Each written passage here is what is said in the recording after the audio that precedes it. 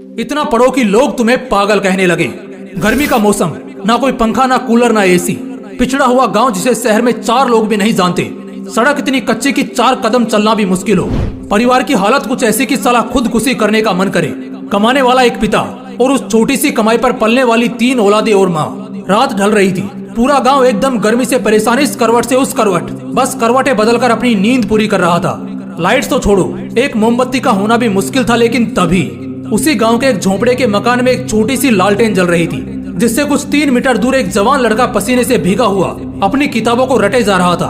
वो पसीने से पूरा भीग चुका था। ऐसा लग रहा था उसने पसीने से नहा लिया हो। लेकिन फिर भी उसको देखकर जरा सा भी ऐसा नहीं लग रहा था कि उसको गर्मी लग रही है या अंधेरा और पसीना उसे परेशान कर रहा है। वो बस पढ़ते जा रहा था। वो किताबों में कुछ इस कदर खोया था कि उसे बस पढ़ना ही समझ आ रहा था। उसे आग के गोले जैसी गर्मी और पसीने से कोई फर्क नहीं पड़ रहा था। रात के 12 बजे, फिर 1, फिर 2 और अब 3 बज चुके थे। ना जाने वो लड़का कब से पढ़ने बैठा था, लेकिन अब तक पढ़ रहा था। तभी अचानक पूरे कमरे में अंधेरा छा जाता है।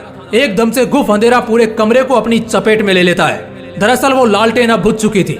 उस लड़के के मन में क्या चल रहा होगा उस वक्त, क्या आप बता सकते हो? उस वक्त उस लड़के के जुबान से जो बात निकली ना, कसम से मजा आ जाएगा। वो लड़का बोला, उफ यार, काश थोड़ा और पढ़ लेता।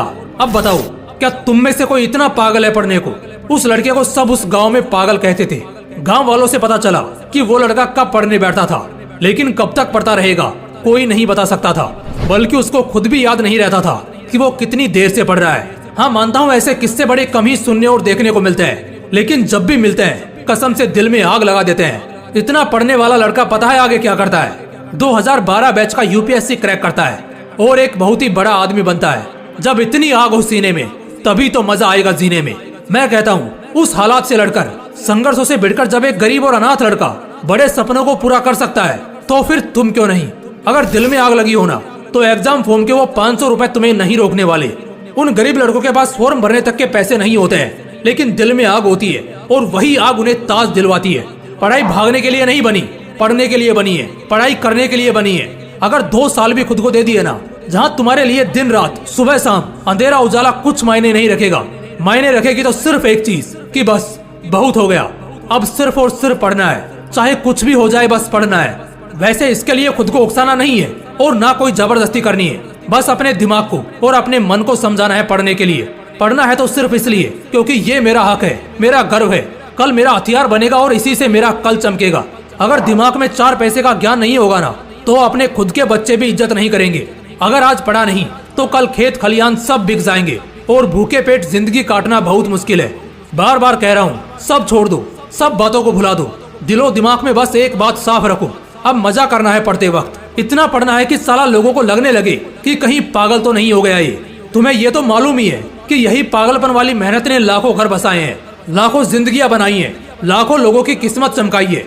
अगर उस बुलंदी पर पहुंचना ही सिर्फ एकमात्र मकसद होगा ना, तो कसम से वो तुम्हें झक मार कर मिलेगा। लेकिन उन सबसे पहले, उस उजाले के कल से पहले आज तुम्हें पढ़ना होगा।